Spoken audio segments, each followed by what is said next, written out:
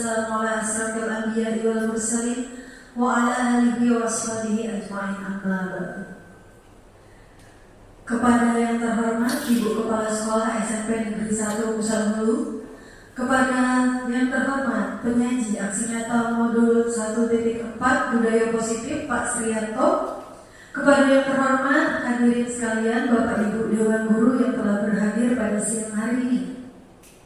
Alhamdulillah Alamin, puji syukur kehadiran Allah Subhanahu wa Ta'ala yang mana telah memberikan limpahan rahmat dan hidayah, keselamatan dan kesehatan sehingga kita dapat berkumpul di ruangan ini dalam acara aksi nyata modul 1.4 budaya positif yang akan disampaikan oleh Bapak Srianto. Salawat serta salam tak lupa kita haturkan kepada junjungan kita Nabi besar Muhammad SAW bersama kerabat, sahabat hingga yaumul kiamat. Kemudian selanjutnya mari kita buka acara ini dengan bersama-sama membaca basmalah. Acara selanjutnya yaitu sambutan dari Ibu Kepala Sekolah kepada Ibu Wisnawati, kami persilakan.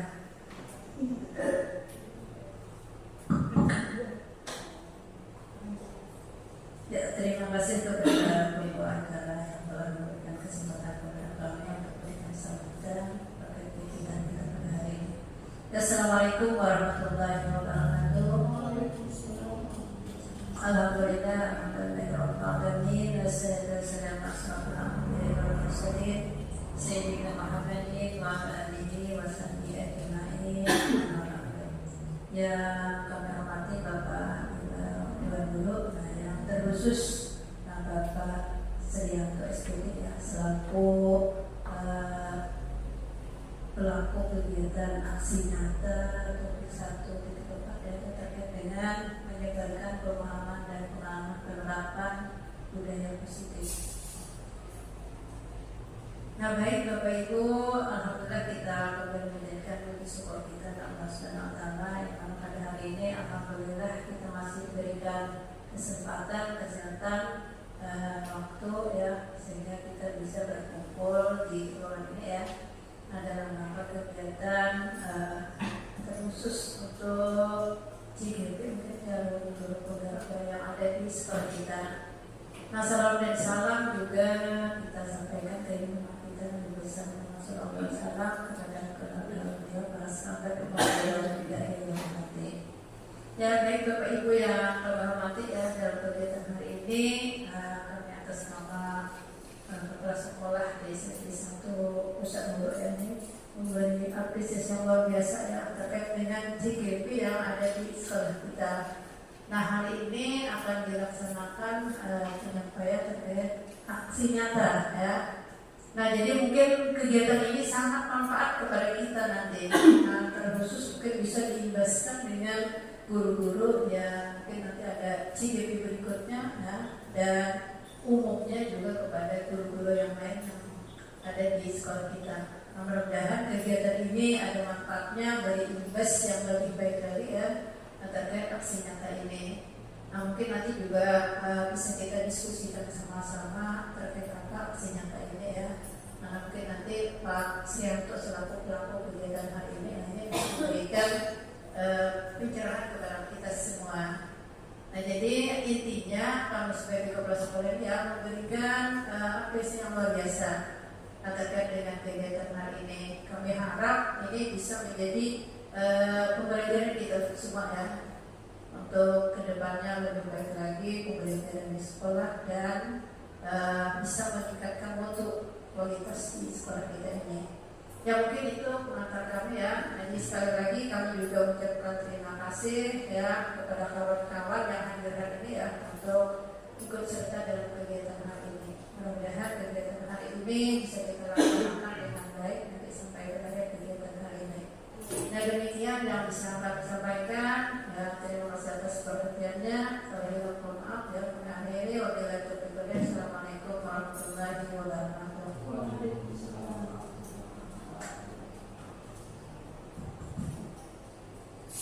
Terima kasih atas sambutan dari Ibu Kepala Sekolah SMP Negeri 1 Pusat Bulu.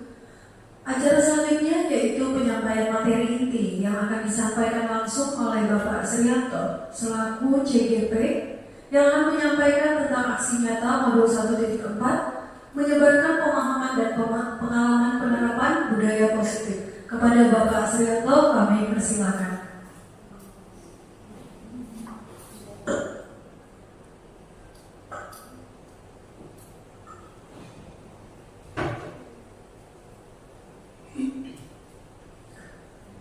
Terima kasih waktu yang diberikan. Assalamualaikum warahmatullahi wabarakatuh. Syukur kita panjatkan kehadirat Allah Subhanahu wa Ta'ala. Pada kegiatan hari ini kita masih diberi kesehatan sehingga kita bisa berkumpul, berdialog, berkolaborasi dalam hal peningkatan mutu di sekolah kita. Salam dan salam tak lupa kita aturkan kepada junjungan Nabi besar kita, Nabi besar Muhammad SAW, bagi para sahabat hingga pengikut beliau yang akhir. Baik Bapak Ibu yang saya hormati, terima kasih telah meluangkan waktu untuk kegiatan hari ini dalam aksi nyata kami guru penggerak dengan topik budaya positif. Budaya positif itu sudah tidak asing lagi untuk kita, tentang budaya. Budaya itu adalah sebuah kebiasaan yang baik menjadi citra suatu sekolah. Itu adalah budaya. Baik, kita mulai saja untuk kegiatan hari ini.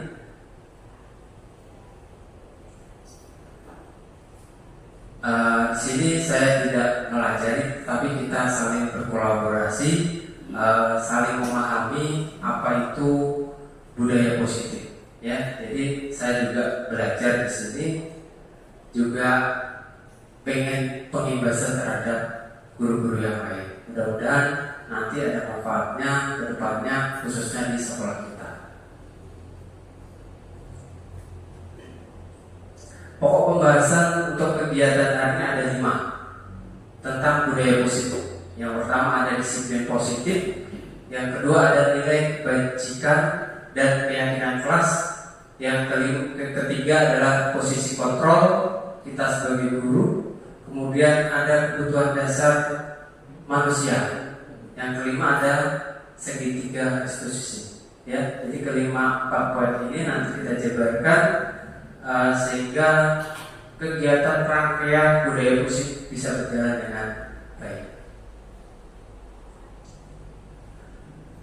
Nah, budaya positif adalah sebuah nilai kebajikan yang menjadi keyakinan dan pada akhirnya menjadi karakter atau ciri khas dari sebuah sekolah atau komunitas ataupun lembaga. Itu adalah budaya. Kita banyak budaya yang sudah kita terapkan di sekolah kita. Misalnya sholat duha itu termasuk sebuah budaya yang ada di sekolah kita. Jadi karakter yang ada di sekolah kita itu sebagian dari sebuah budaya. Jadi orang lain atau sekolah lain melihat ciri khas sekolah itu disebut budaya positif. Kemudian semisal kita setiap pagi menyalami anak di depan gerbang, itu adalah budaya positif yang ada nilai-nilai kebajikan. Kemudian ada 3S, sopan, santun, dan sapa, itu termasuk juga budaya. Ya, bagaimana meningkatkan budaya-budaya positif tersebut untuk menjadikan ciri di sekolah kita? Nanti kita bahas di slide berikutnya. Jadi itu keterangan inti dari budaya positif. Ya, kurang lebih dengan budaya. Budaya itu sebuah kebiasaan yang bisa dijadikan nilai kebajikan. Kita lanjut. Ini paradigma tentang teori kontrol. Ternyata selama ini kita itu beranggapan guru itu paling wah. Ternyata tidak. Ya, ada 4 ilusi tentang teori kontrol. Yang pertama ada guru mengontrol murid, itu menurut William Glasser, bahwa ilusi adalah sesuatu yang tidak nyata, ilusi, tapi kelihatannya nyata. Apakah seorang guru itu bisa mengontrol siswa? Pada dasarnya menurut teori William, itu siswa itu tidak bisa dikontrol. Yang bisa mengontrol siapa? Siswa itu sendiri. Ya, karena kalau kita mengontrol itu secara eksternal, kita bisa mengontrol dari luar. Tapi kalau dari diri siswa tersebut tidak ada gerakan, berarti sebuah paksaan. Jadi mengerjakan sesuatu dengan terpaksa. Jadi yang dibutuhkan di sini adalah kebiasaan atau kebajikan yang baik yang timbul dari diri sendiri, bukan dari orang lain. Itu adalah teori kontrol yang benar. Jadi bukan dari faktor eksternal, tetapi dari faktor internal siswa itu sendiri. Yang kedua, berilusi bahwa kritik dan saran itu membuat orang merasa bersalah dan dapat menguatkan karakter menurut kita selama ini. Tetapi salah ternyata menurut William Glasser. Sebuah kritik dan saran yang dapat menurunkan derajat ataupun membuat orang itu malu, itu bisa menjadikan psikis seseorang itu melemah. Kritik, kalau kritik dalam hal positif itu bisa terjadi. Tapi kebanyakan kritik yang bersifat membangun itu pasti ada rasa down untuk meningkatkannya. Jadi kritik yang merasa orang itu merasa bersalah itu ternyata tidak menguatkan sebuah karakter seseorang. Kemudian yang ketiga, bahwa seorang guru berilusi bahwa semua penguatan positif efektif dan bermanfaat. Ternyata tidak.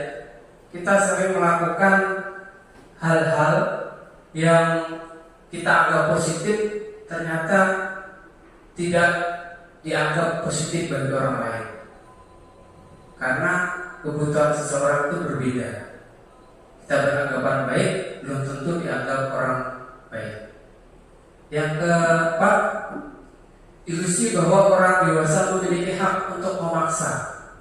Ya, jadi semua orang itu tidak memiliki hak untuk dipaksa, karena semua orang itu memiliki hak masing-masing. Dalam undang-undang juga ada hak, undang-undang tentang dan kewajiban. Ya, mungkin itu untuk ilusi tentang William Glasser, tentang paradigma tentang teori kontrol. Jadi sekali lagi, kontrol itu bisa dicapai melalui diri dalam seseorang, bukan dari luar. Artinya bisa mengontrol seseorang itu hanya sebagian kecil kita, tapi sebagian besarnya bisa ditimbulkan dari diri masing-masing. Ya, tuh. Tambahan sedikit tentang ilusi bahwa semua orang penguatan positif tadi. Yang itu kebiasaan kita dari hal positif. Misalnya kita menyuruh anak itu dengan upah. Ternyata setelah kita memberi upah banyak, kemudian kita memberi upah sedikit, itu pasti ada rasa yang tidak enak dari anak itu. Pasti akan memberontak. Misalnya belikan mie di warung, nanti angsurannya 500 kamu ambil. Setelah kita menyuruh lagi dengan tidak ada imbalan, ternyata anak itu pasti ada rasa tidak mau. Artinya apa? Kita memaksa anak dari budaya yang negatif ke budaya positif. Jadi budaya-budaya positif kita tingkatkan melalui diri orang tersebut, bukan dari faktor eksternal. Ya, itu dari teori kontrol menurut William Glasser. Lanjut. Nih, kita akan beralih ke budaya positif. Dari hal-hal yang menurut kita tadi positif, kita ubah lagi ke budayanya. Budaya itu sebuah kebiasaan kan? Kebiasaan yang bernilai-nilai kebajikan menjadi rutinitas dan menjadi ciri khas suatu lembaga atau organisasi. Nah, kenapa harus berpindah ke budaya positif? Yang pertama ada suasana positif sangat mendukung terlaksananya pembelajaran yang kondusif. Itu yang pertama. Jadi kalau suasananya positif, tidak terkekang, kemudian pembelajarannya enak, enjoy, santai, itu pasti akan mudah untuk diserap bagi siswa. Ada zaman dulu gurunya dari pintunya anaknya sudah takut. Tetapi budaya-budaya tersebut mari kita ubah menjadi suasana positif. Guru yang dicintai dan disayangi oleh murid. Kenapa? Orang yang sukses menjadi guru itu ketika guru tersebut tidak ada dan dicari. Itu adalah guru yang sukses. Tapi kalau guru yang gak ada siswanya senang, itu ada konotasinya negatif. Senangnya karena apa? Ya, begitu. Kemudian suasana positif akan membuat lingkungan belajar lebih menyenangkan. Dari hal yang positif, pembelajaran akan berjalan dengan lancar, selaras dengan tujuan pembelajaran. Kemudian sehingga proses pembelajaran dapat berjalan tanpa beban dan tanpa tekanan. Nah, ini garis bawah. Jadi proses pembelajaran yang tertekan itu membuat dampak psikis siswa itu menjadi tidak enak dalam proses pembelajaran. Jadi usahakan kalau kita mau belajar suasananya positifkan dulu. Dengan senang, gembira, baru kita mulai proses pembelajaran. Kemudian suasana positif juga akan membuat karakter positif peserta didik, sehingga menjadi budaya positif peserta didik dan budaya positif lingkungannya. Dari sebuah pembelajaran, sebuah karakter kebiasaan yang ada di kelas nanti akan berdampak di sebuah lingkungan. Itu harapan dari budaya positif. Kenapa harus pindah ke budaya positif? Ya, yang menurut kita sudah positif ternyata belum positif. Ya, budayanya. Kita lanjut. Nah, ini nilai kebajikan universal. Misalnya peduli. Siswa peduli terhadap sesama. Kemudian kebersihan, saling menjaga kebersihan lingkungan sekolah. Kata-kata tersebut itu adalah nilai-nilai kebajikan universal. Nilai tersebut boleh diadopsi sebagai suatu keyakinan kelas nantinya.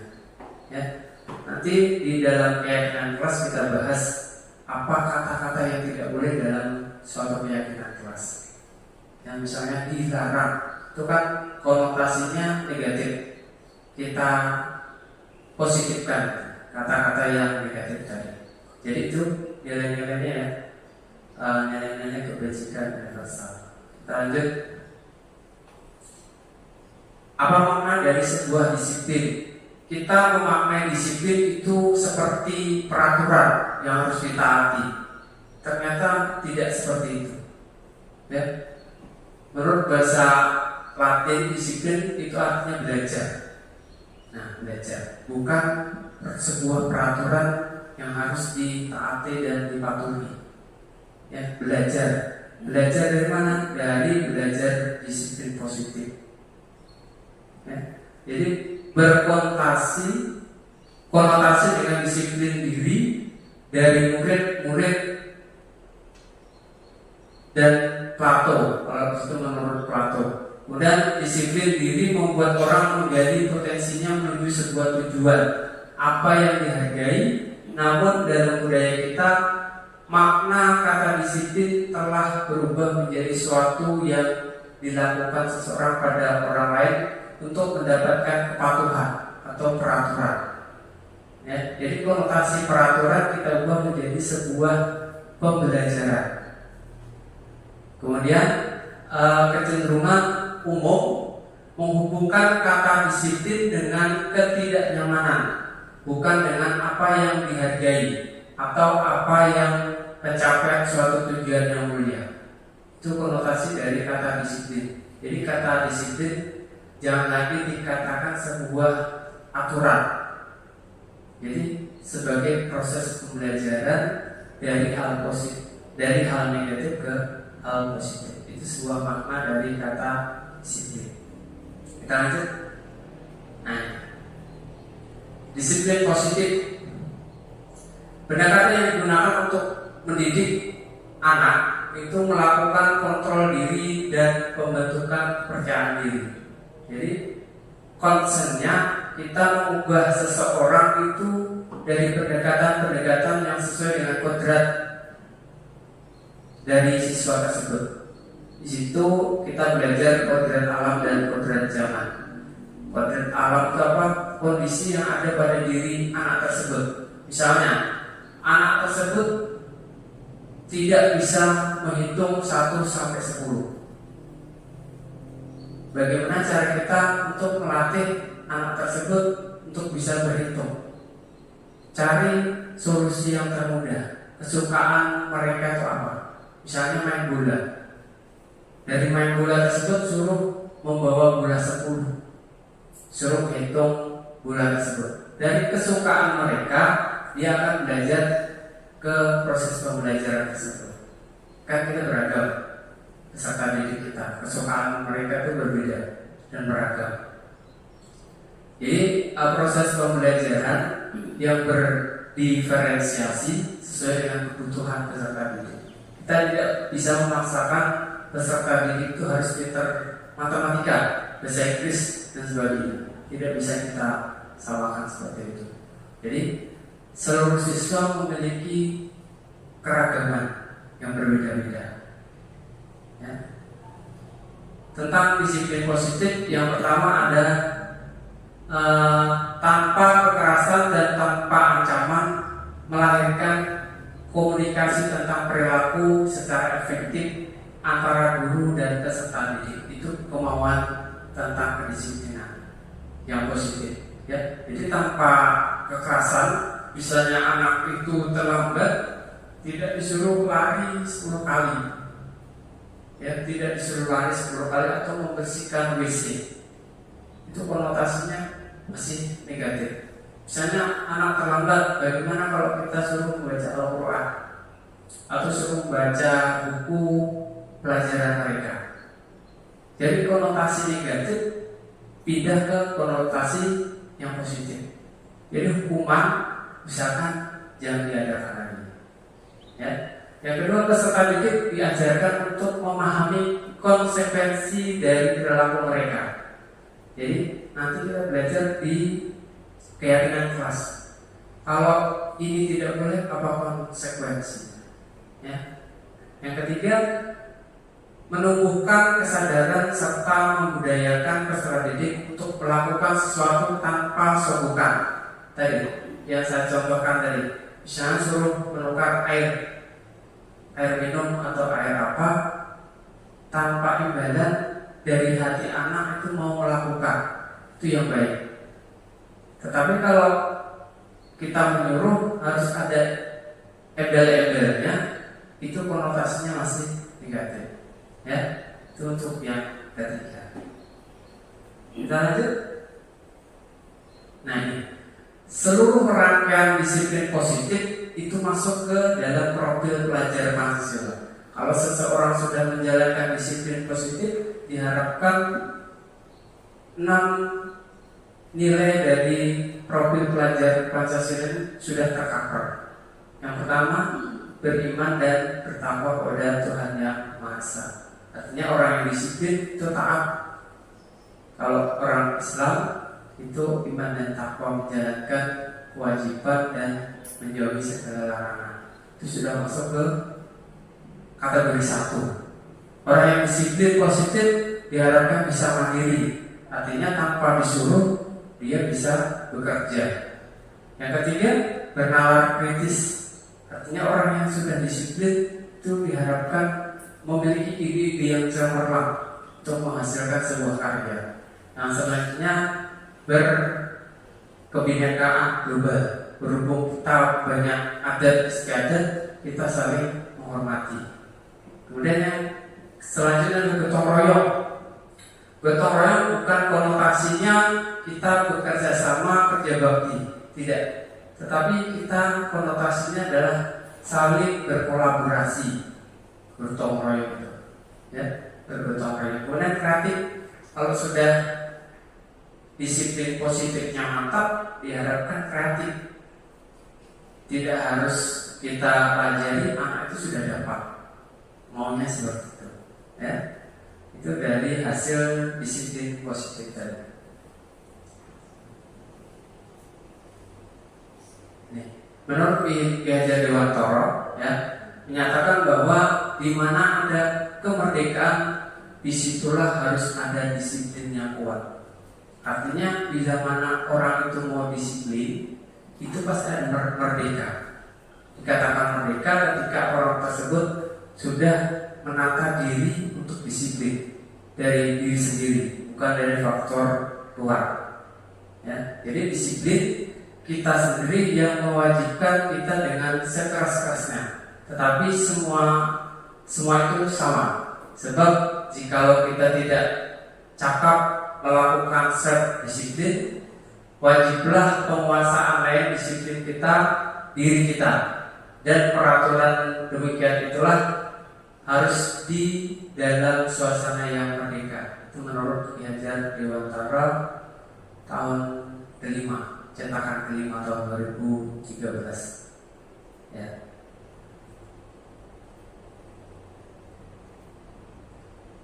Kita lanjut ke keyakinan kelas. Untuk sebuah keyakinan kelas itu bukan harus wali kelas yang membuat, tetapi semua mapel itu bisa kita laksanakan.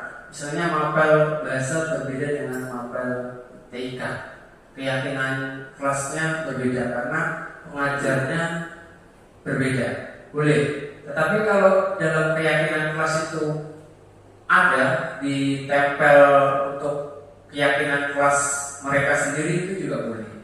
Ya. Tapi setiap guru juga boleh membuat suatu keyakinan kelas. Bukan terpaku di satu postur keyakinan kelas yang dibuat di wali kelas. Jadi semua guru boleh membentuk suatu keyakinan kelas. Ya. Keyakinan kelas itu menggerakkan seseorang dibandingkan mengikuti serangkaian peraturan. Itu untuk memperlancar proses suatu kegiatan. Kita yakinkan apa kegiatan yang harus dilakukan dalam keyakinan kelas tersebut. Ya. Kemudian kita lanjut ke peserta didik.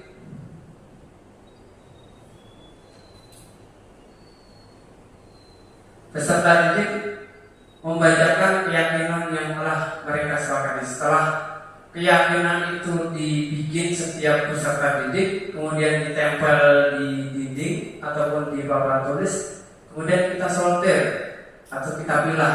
Misalnya yang baik-baik, ya, kita pilih yang baik-baik, kemudian kita yakinkan, kita terapkan di kelas kita. Itu adalah cara membentuk sebuah keyakinan kelas yang ada di kelas masing-masing. Setiap mapel juga boleh, ya. Jadi keyakinan kelas tidak boleh berkonotasi negatif. Misalnya ketika kita tidak membawa buku didenda, itu tidak boleh lagi. Ya, konotasinya kita ubah menjadi yang positif tadi. Bisa membaca buku, bisa praktek apa dan sebagainya. Ya, konotasinya yang kita ubah menjadi konotasi yang positif. Ini perbedaan antara peraturan dan keyakinan kelas. Jadi kalau kita nanti bikin keyakinan kelas, jangan lihat di sebelah kiri, ya, di peraturan. Selalu kembalikan buku ke tempatnya. Itu konotasinya negatif. Yang baik apa? Tanggung jawab untuk merawat buku. Tanggung jawab. Tanggung jawab itu kan luas, cakupan dari seluruhnya tanggung jawab. Kemudian dilarang mengganggu orang lain. Dilarang itu konotasinya negatif. Kita ubah, mari menghormati orang lain dari diri sendiri. Nah, konotasinya kita ubah. Kemudian hadir di sekolah 15 menit sebelum pembelajaran dimulai. Itu masih konotasinya negatif. Kita ubah lagi, menghormati orang lain, komunitas pada tujuan berkomitmen. Ya, kita ubah konotasi yang negatif, kita ubah menjadi keyakinan keras yang positif. Ya, pokoknya hindari yang namanya kata dilarang.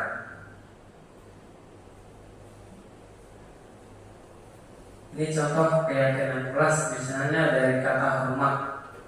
Kata hormat, kami meyakini bahwa sangat penting untuk menghormati semua orang dan berkenan milik orang lain. Nah, itu contoh keyakinan keras. Kalau bekerja, kami meyakini bahwa sangat penting untuk menjalankan segala pekerjaan atau mengikuti kegiatan yang telah ditugaskan. Jadi ketika anak tersebut tidak mengerjakan, ada konsekuensinya yang kita sepakat. Ya, tidak boleh membayar dan tidak boleh dihukum. Ya, konsekuensinya sesuaikan dengan yang positif. Kemudian diterima dan dimiliki. Artinya siswa itu pengen diterima dan dihormati. Ya, kami meyakini bahwa sangat penting untuk merasa diterima pada suatu kelompok dan saling peduli satu dengan yang lainnya. Banyak siswa kita ketika kita mengkelompokkan ternyata tidak diterima dengan kelompok lain. Ya, itu banyak sekali terjadi. Kenapa? Karena tidak ada suatu keyakinan kelas seperti ini. Kalau kita bikin kelompok, kita campur, kita sudah memiliki keyakinan kelas. Tidak ada siswa yang menolak di dalam suatu kelompok. Ya, jadi fungsi dari keyakinan kelas itu sangat bermanfaat. Nah, ini kita lanjut ke 5 kebutuhan dasar manusia. Ternyata yang pertama, kebutuhan bertahan hidup. Itu sudah pasti. Butuh makan, butuh sandang, butuh papan dan sebagainya. Ya, itu bertahan hidup. Kemudian butuh kasih sayang dan rasa diterima. Pengen disayangi, ingin diterima dari sebuah kelompok dan sebagainya. Ya. Kemudian yang ketiga adalah kebutuhan pengakuan atas kemampuan. Jadi orang yang mampu itu ternyata pengen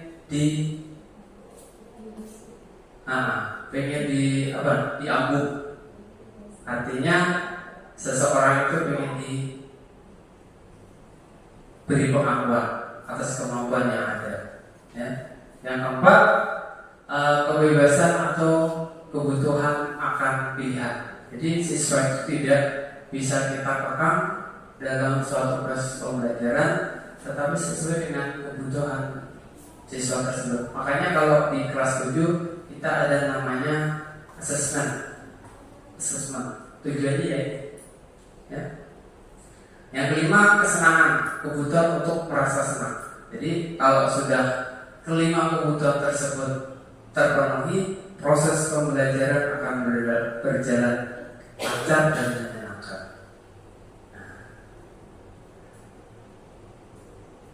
Nah, ini kita lanjut ke 5 posisi kontrol di dalam menangani sebuah kasus. Ya, ada sebagai penghukum, kemudian ada sebagai pembuat merasa bersalah, kemudian ada sebagai teman, ada sebagai pemantau, dan ada sebagai manajer. Dari 5 posisi kontrol tersebut, posisi yang paling tinggi adalah posisi manajer.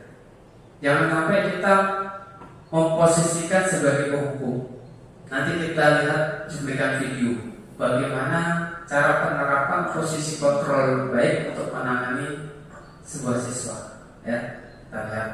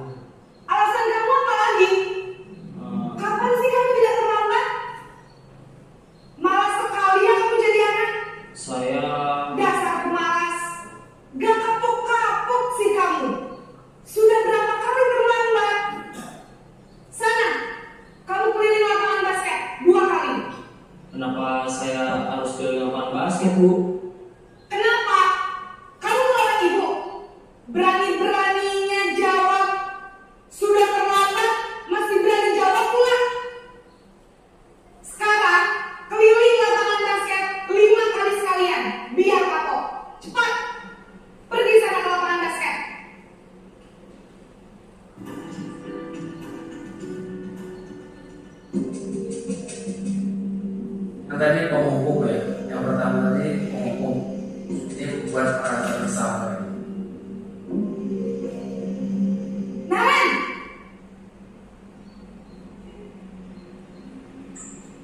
Selamat pagi, Bu. Naren, kamu kenapa terlambat lagi, nak? Ya Tuhan, Naren, kamu senang ya bikin ibu susah ya? Kalau kamu terlambat lagi, nanti ibu yang ditegur bapak kepala sekolah, nak. Disangka ibu tidak bisa membina kamu. Duh, gimana ini? Maaf, Bu. Duh Gusti Naren, kamu suka ya kalau ibu tegur bapak kepala sekolah? Terus, sekarang ibu harus tulis apa ini di buku absen? Ini kamu sudah sering terlambat loh. Ibu harus apa coba? Maaf, Bu. Maaf sekali. Ya sudah, lain kali jangan bikin ibu susah lagi ya nak ya. Ibu tidak akan kuat lagi kalau kamu begini terus. Bisa jantungan kalau ibu tegur bapak kepala sekolah.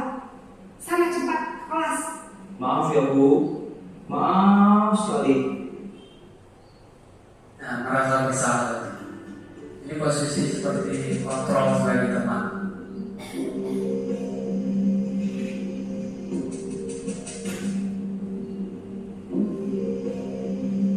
Naren!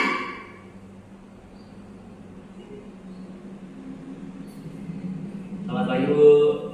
Wah, sudah jam berapa ini nak? Terlambat lagi ya sayang. Iya, Bu. Habis ibu saya lupa membangunkan saya, Bu. Kamu malah menyalahkan ibu kamu. Kamu bukannya anak yang larinya paling kencang. Kok terlambat sih? Iya, Bu.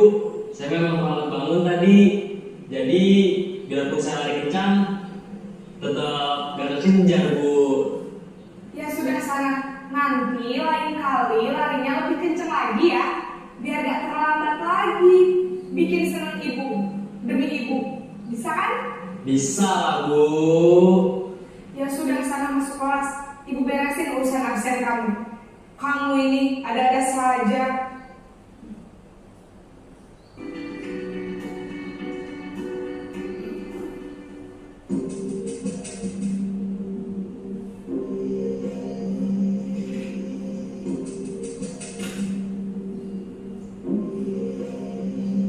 Naren!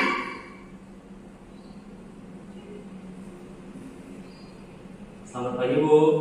Naren, apa peraturan sekolah kita tentang jam berapa kita harus masuk sekolah, nak? Kita harus di sekolah jam 7, Bu. Iya betul, sekarang sudah jam 7.20. Naren sudah tahu konsekuensinya jika terlambat hadir. Paham, Bu. Saya harus tinggal kelas pas jam istirahat selama 20 menit. Iya benar, konsekuensinya demikian.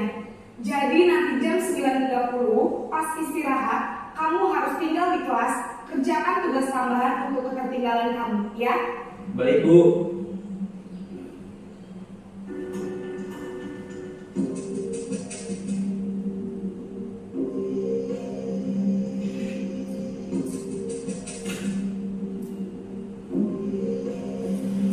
Naren!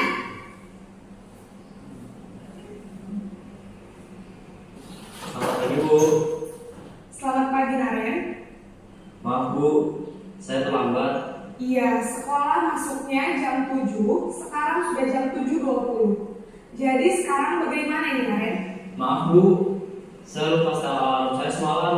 Baiklah, menurut kamu, keyakinan sekolah yang mana yang perlu kamu tingkatkan? Menghargai diri sendiri dan orang lain mungkin ya, Bu. Setuju. Jadi, apakah Naren meyakini prinsip saling menghormati tersebut? Iya, Bu. Saya meyakininya. Apakah Naren bersedia memperbaiki masalah keterlambatan ini? Bersedia, Bu. Bagaimana kamu akan memperbaiki masalah keterlambatan ini? Saya akan coba untuk tidak lupa menyetel alarm saya, Bu. Baik, kalau Naren lupa menyetel alarm di rumah, ada orang yang kira-kira bisa bantu mengingatkan tidak? Ada, Bu. Kata saya, Kak Emma.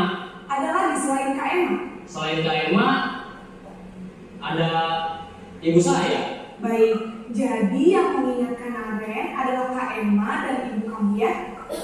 Kira-kira akan mulai start alarm kapan nih Naren? Setelah pulang sekolah, akan segera saya lakukan. Baik, jadi Naren akan setel alarm untuk bangun besok pagi dan akan diingatkan oleh kakak dan ibu dan Naren ya. Ada lagi yang mungkin perlu dilakukan Naren agar tidak terlambat bangun lagi? Tidak ada, Bu. Baik Naren, terima kasih untuk kerjasama kamu. Sekarang kamu perlu kembali ke kelas untuk belajar. Baik, Bu. Terima kasih.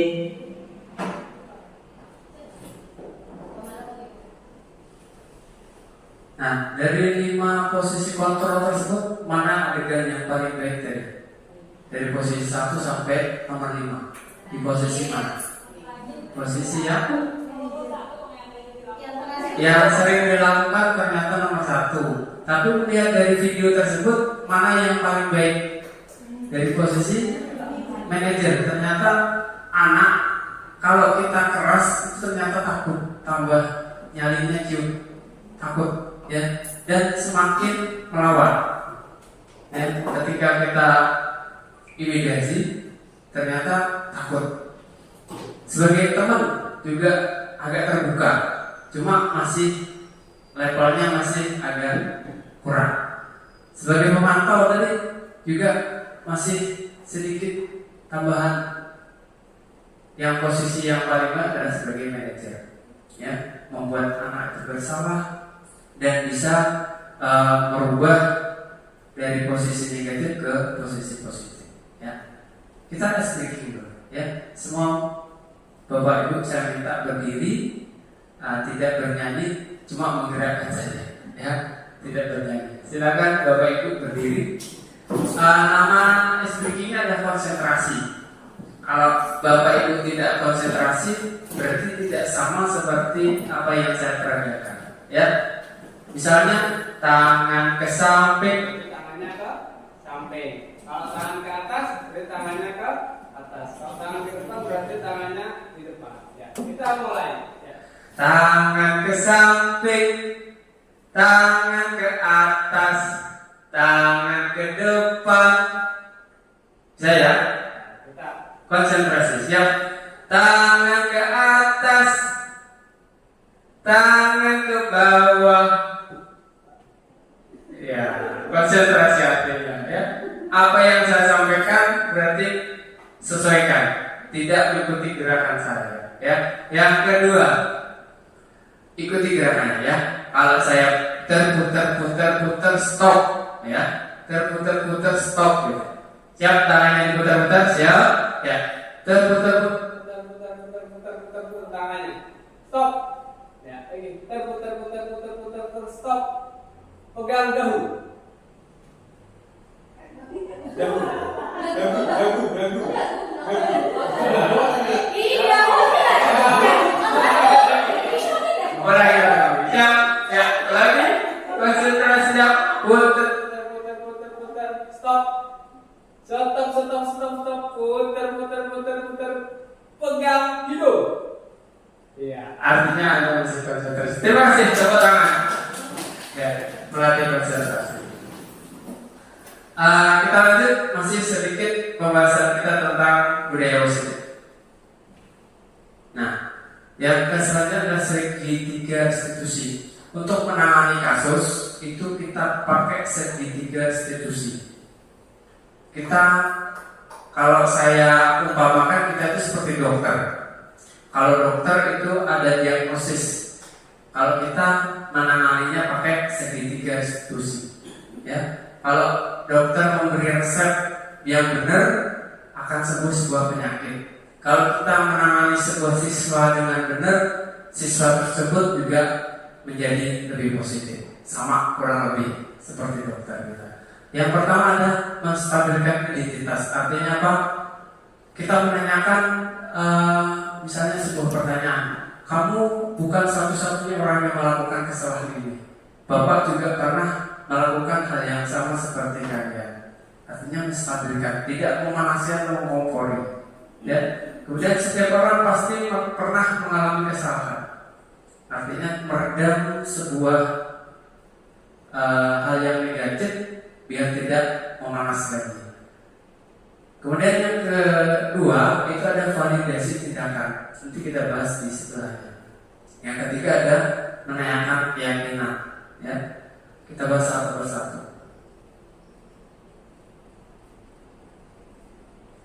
Nah, ini menanyakan menstabilkan identitas.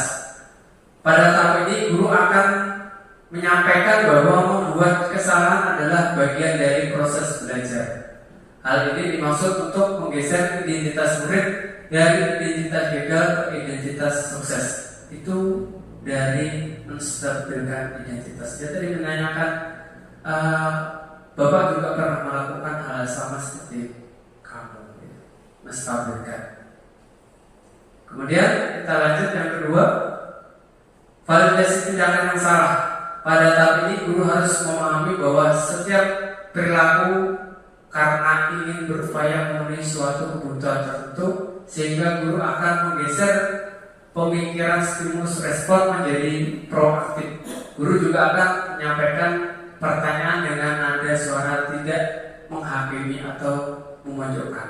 Itu adalah dari proses validasi tindakan. Artinya kita tidak menghakimi. Artinya menghakimi tidak menyalahkan sepenuhnya terhadap anak. Ya, itu di validasi tindakan.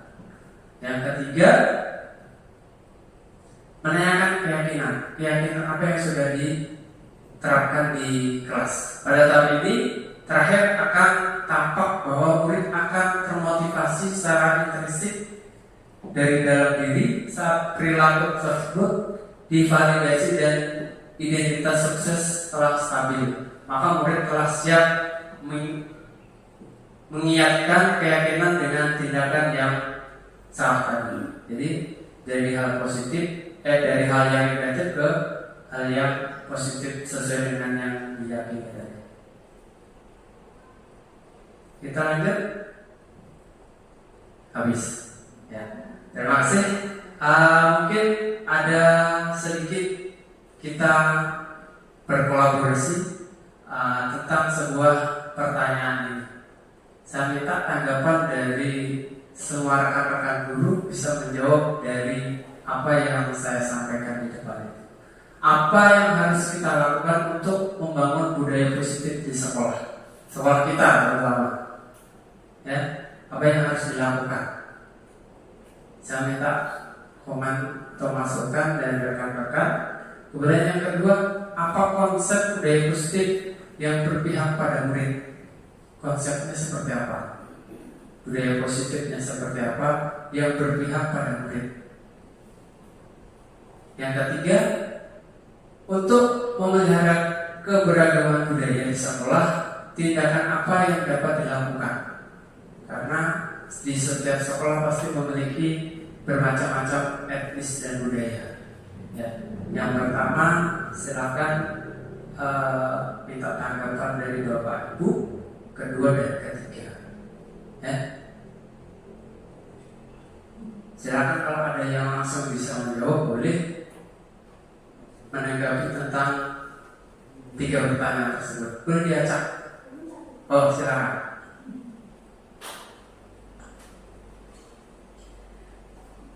Baik, terima kasih atas kesempatan yang diberikan oleh Bapak calon guru penggerak. Saya ingin menanggapi pertanyaan yang pertama, yaitu apa yang harus dilakukan untuk membangun budaya positif di sekolah. Menurut saya pribadi adalah budaya positif bisa tercipta jika warga sekolahnya tahu dulu budaya positif itu bentuknya bagaimana. Salah satunya tadi cara kita memperlakukan siswa saja rata-rata masih salah, dimana kita sudah tertanam mental kita bagaimana ketika kita dulu jadi siswa. Kalau zaman kita jadi siswa itu masih sering dilempar penghapus papan tulis, dipukul penggaris dan lain sebagainya, yang sedikit banyaknya mempengaruhi perilaku kita sebagai guru. Jadi langkah pertama yang harus ada yaitu pemahaman guru bagaimana budaya positif yang tepat untuk diterapkan kepada siswa dan masyarakat, terutama lingkungan sekolah itu dulu. Jadi gurunya dulu yang harus paham baru kita bisa mengaplikasikannya di dalam sekolah itu. Terima kasih. Oke, terima kasih kepada Ibu Hajrah sudah menanggapi bagaimana cara membangun budaya positif.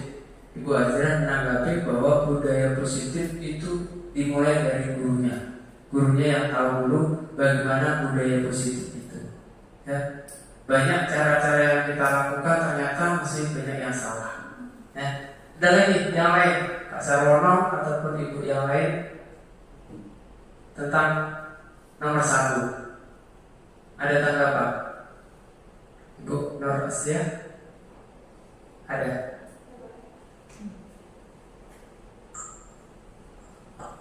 Baik, terima kasih untuk kesempatan yang diberikan menanggapi pertanyaan pertama, apa yang harus dilakukan untuk membangun budaya positif di sekolah seperti kata Bu Hajrah tadi.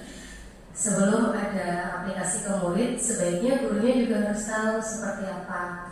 Nah, selain itu, menurut saya untuk adanya keseragaman dan ada ketika penerapan budaya positif itu dilakukan, sebaiknya ada kesepakatan. Kira-kira misalkan kesalahannya ini apa sih sebaiknya hukumannya misalkan, atau disiplin positifnya seperti apa. Nah, sebaiknya ada kesepakatan. Terima kasih. Oke, terima kasih untuk Ibu Asya menambahkan tentang bagaimana penerapan budaya positif. Beliau menambahkan yang pertama, guru harus paham. Yang kedua, harus memiliki keyakinan untuk menimbulkan budaya positif tersebut. Ketika siswa melakukan sebuah konotasi negatif, keyakinan apa yang harus ditimbulkan di suatu organisasi atau sekolah tersebut, itu yang harus kita tingkatkan. Ya.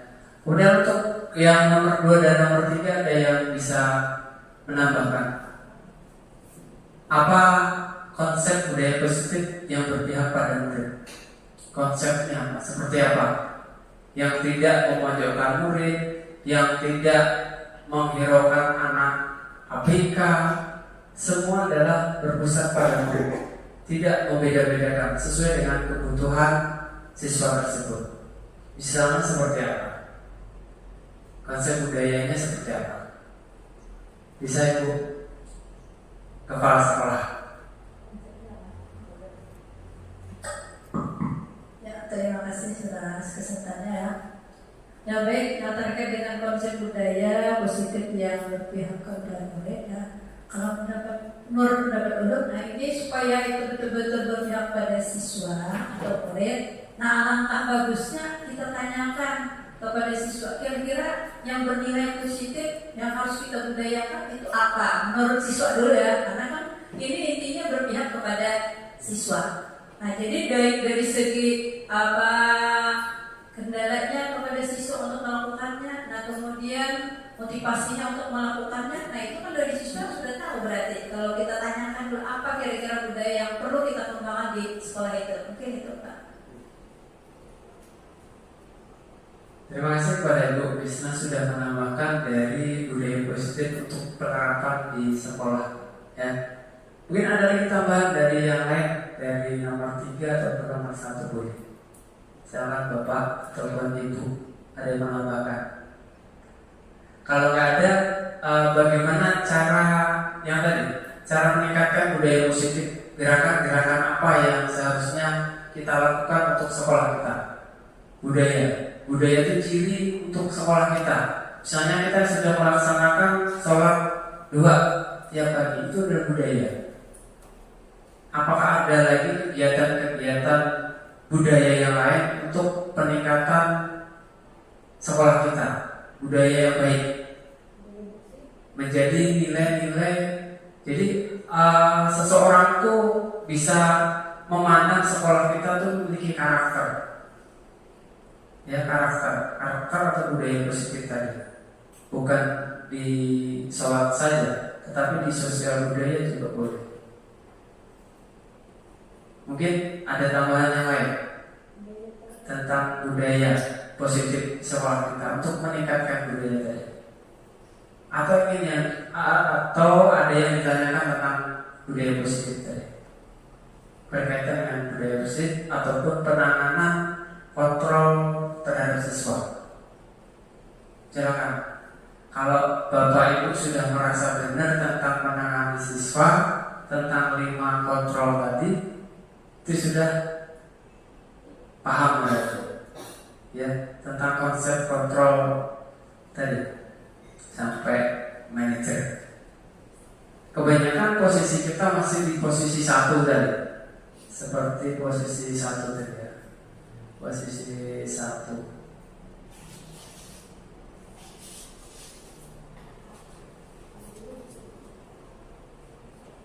Nah, masih banyak kan kita berada di posisi 1 penghukum. Artinya ketika siswa itu terlambat, pasti kita hukum.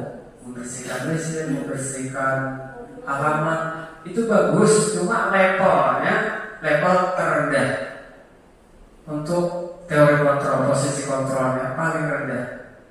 Anak mau melakukan karena apa? Karena terpaksa, bukan dari hati.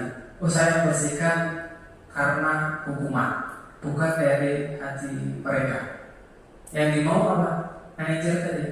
Oh, keyakinan kelas kita apa ya ketika kita terlambat? Oh, dia tahu sendiri loh. Ketika peraturan tidak boleh peraturan, keyakinan itu sudah ada, siswa itu sudah tahu, pasti melaksanakan. Tanpa kita suruh, pasti kita melaksanakan siswa tersebut. Ya, itu dari 5 posisi kontrol. Jadi usahakan dari budaya positif ini kedepannya kita bisa berubah cara penanganan terhadap siswa. Sekeras apapun siswa pasti ada celahnya, ya. Sampai sini ada yang ditanyakan Bapak Ibu? Oke, silakan. Sedikit menambahkan ya, atau mengutari apa yang saya sampaikan tadi terkait dengan menghukum dan manajer tadi ya. Nah, mungkin kita seringkali kalimatnya kayaknya menghukum. Nah, tapi kalau misalnya menghukum itu sebelum menghukum kan kita ada kesepakatan. Nah, apakah itu dikatakan kita penghukum juga? Nah, ada kesepakatan misalnya kalau terlambat ini sanksinya ini, itu sudah tahu mereka. Nah, kita suruhlah apa yang kita tetapkan di penghukum tadi. Nah, apakah itu termasuk penghukum namanya? Nah, apakah termasuk manajer? Karena kan sadar sendiri bahwa yang melaksanakan itu misalnya walaupun hukumnya kayak membersihkan apa segalanya. Oke. Terima kasih. Untuk posisi penghukum, kita buat keyakinan kelas. Di dalam membuat keyakinan kelas itu kita saring dulu. Yang sekiranya tidak berpihak pada siswa kita hilangkan. Seperti yang tadi, push up, lari 10 kali misalnya, ketika siswa terlambat, kemudian membersihkan WC dan sebagainya. Itu boleh-boleh saja, tapi itu masih dalam level penghukum. Levelnya masih bawah. Yang baik apa diganti tadi? Membaca Al-Quran, kemudian membaca materi yang sudah disampaikan, mengulang dan sebagainya. Jadi untuk keyakinan kelas kita saring untuk kata-kata yang konotasinya negatif. Boleh dilakukan tetapi levelnya masih paling rendah gitu. Itu untuk menurut posisi kontrol.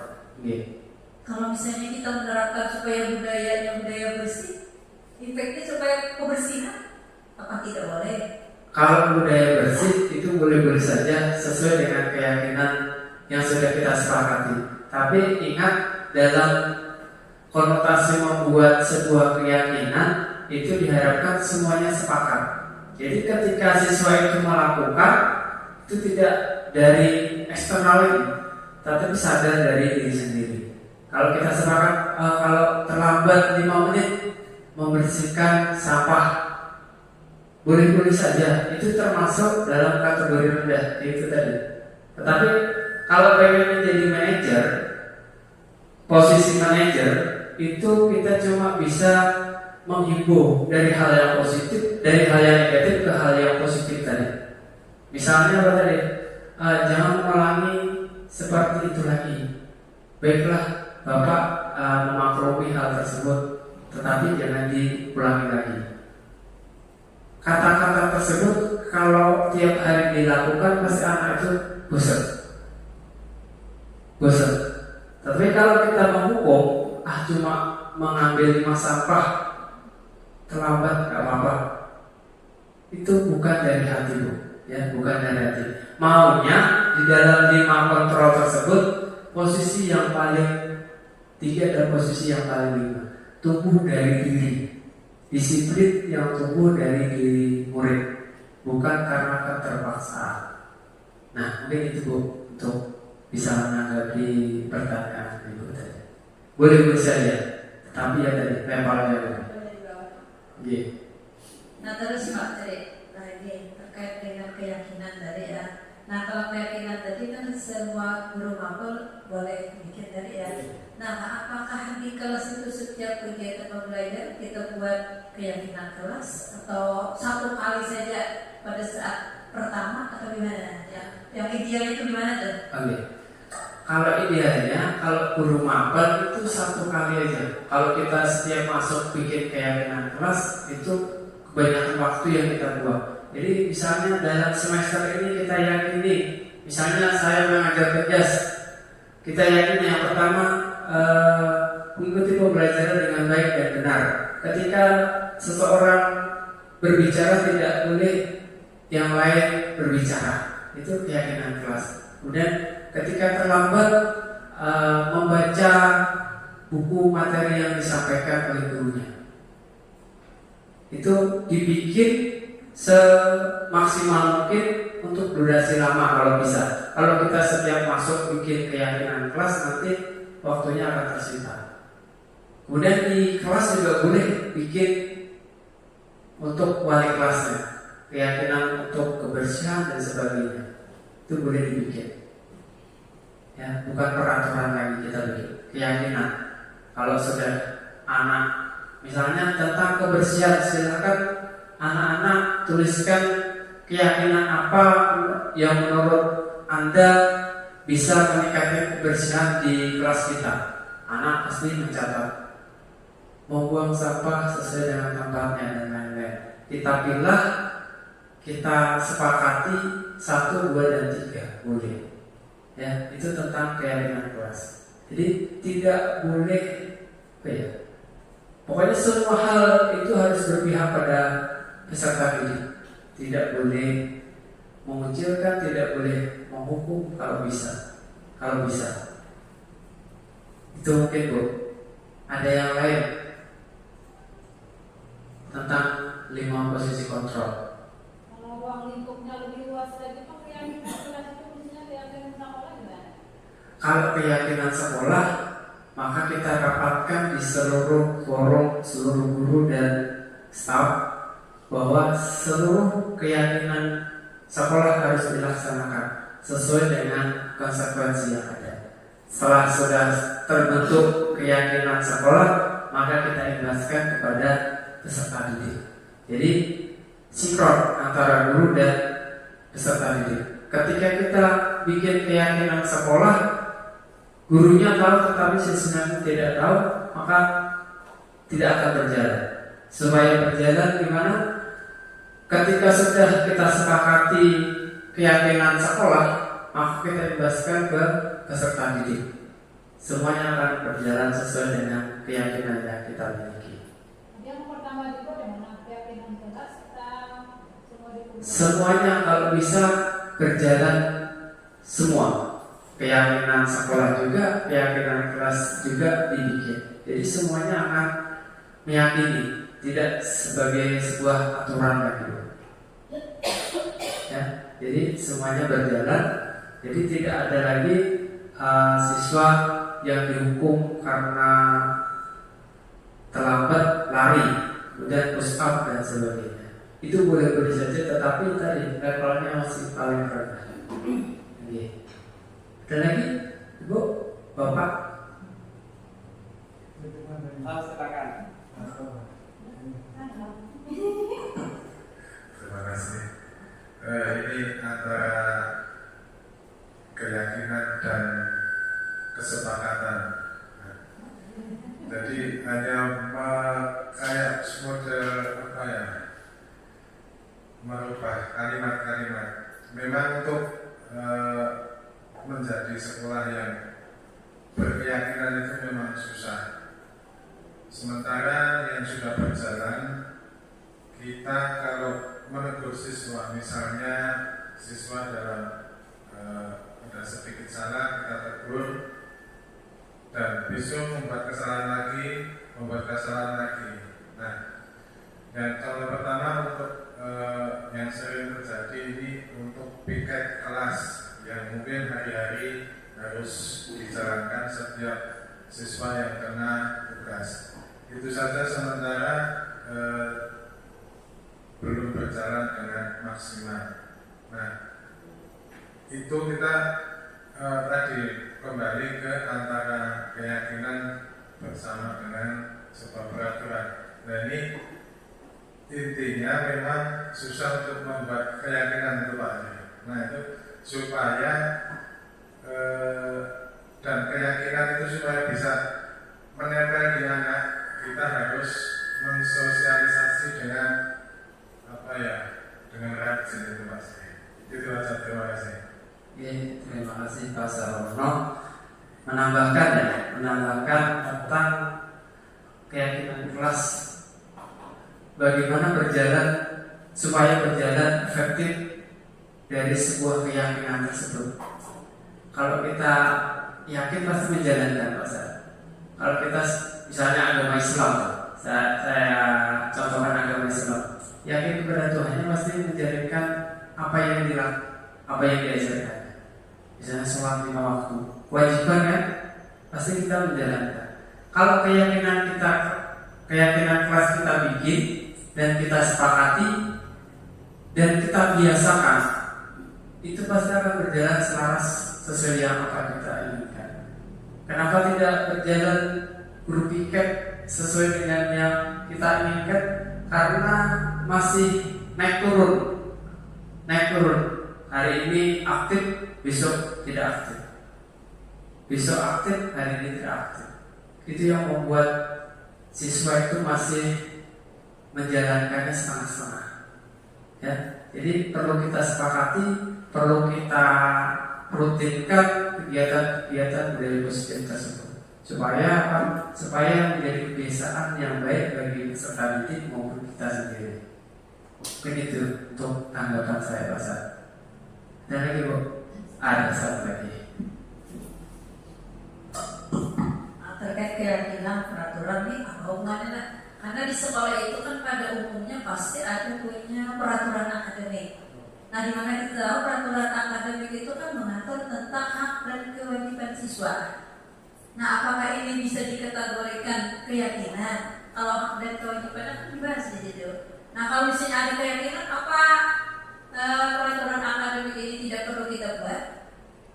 Nah, misalnya kita melakukan keyakinan kelas saja, atau peraturan akademik yang harus kita buat?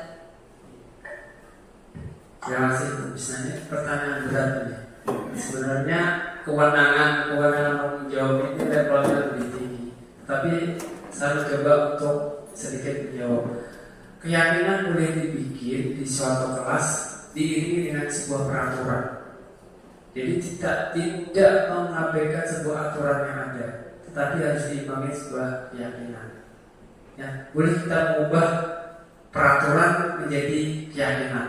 Kata-kata yang negatif kita ganti positif. Misalnya dilarang merokok, kita ganti kata-kata dilarang tadi, jadilah kesehatan tubuh Anda. Konotasinya kan positif. Dari hal yang negatif menjadi konotasi yang positif. Itu mungkin untuk mengubah dari peraturan menjadi keyakinan tadi Bu. Jadi hal yang negatif kita ubah ke positif. Jadi kalau kita bikin misalnya peraturan, berarti kalimatnya yang diubah ya? Kalimatnya yang diubah dan kita sepakati bersama. Itu menjadi sebuah keyakinan dan kita terapkan. Kita akan berjalan selaras sesuai dengan tujuan kita. Kalau peraturan kan pasti ada konsekuensinya.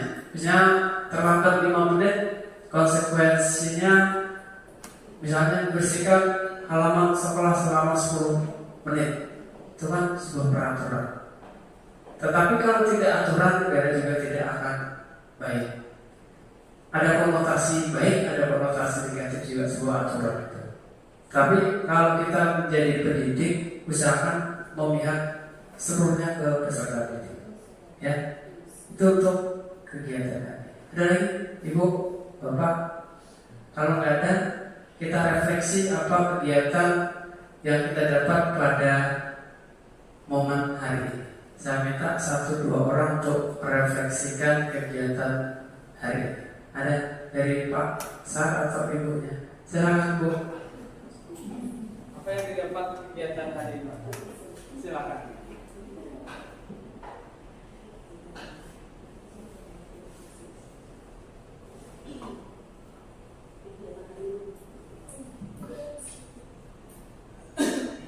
Terima kasih atas kesempatannya untuk refleksi kegiatan hari ini yang mungkin saya dapat. Bagaimana caranya menumbuhkan budaya positif di sekolah? Bagaimana caranya kita bisa membangun komunikasi yang baik antara rekan kerja dan peserta didik? Bagaimana kita membuat kesepakatan atau keyakinan yang baik untuk kedepannya, untuk sekolah kita, untuk warga sekolah kita dan anak-anak didik kita. Terima kasih. Assalamualaikum warahmatullahi wabarakatuh. Terima kasih sudah menyampaikan refleksi tentang kegiatan hari ini. Mungkin ada lagi, Pak Sar atau Pak Ide? Nggak ada. Ada Pak Ide? Nggak ada.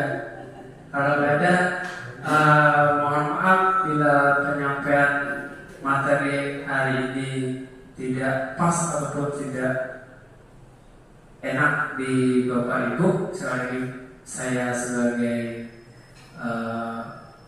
pelaku aksi nyata kegiatan hari ini, mohon maaf yang sebesar-besarnya. Saya akhiri. Assalamualaikum warahmatullahi wabarakatuh. Saya kembalikan ke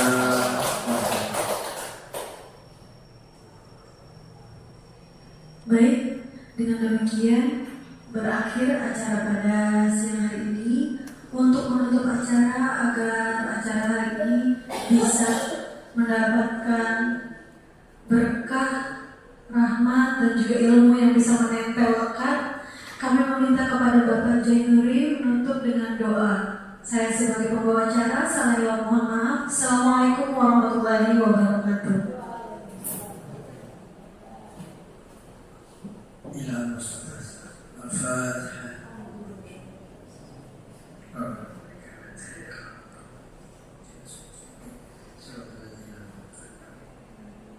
آمين. بسم الله الرحمن الرحيم. الحمد لله العالمين حمده وافي نعمه ويكافئ مزيدا يا ربنا الرحمن كما ينبغي لجلال وجهك ولعظيم سلطانك. اللهم صل وسلم على سيدنا محمد في الأولين، اللهم صل وسلم على سيدنا محمد في الآخرين، وسلم رضي الله تبارك وتعالى عن سيدنا الصالح سيدنا أجمعين. اللهم صل على سيدنا محمد طب القلوب ونور وعافية الأبنان والشفاء ونور الأبصار والبيئة وقد الألوى والزين والآلة وسلم. اللهم انفعنا بما علمتنا وعلمنا ما ينفعنا وزدنا علما والحمد لله كل حال نعوذ بالله وفقنا بما علمنا. اللهم نور قلوبنا بنوره إليك كما نورت السماوات والأرض بالشمس والقمر يا ذا الإكرام. اللهم إنا نسمع علما نافعا وعملا متقبلا ورزقا واسعا حياة طيبة. اللهم اجعل جمعنا هذا جمعا مرحوما مغفورا وتخلقنا من بعدك معصوما. ربنا آتنا في الدنيا حسنة وفي الآخرة حسنة وقنا عذاب النار وأدخلنا الجنة مع الأبرار يا عزيز يا غفار يا رب العالمين. وصلى الله على سيدنا محمد وعلى آله وصحبه وسلم. سبحان ربك رب العزة عما يصفون وسلام على المرسلين والحمد لله رب العالمين.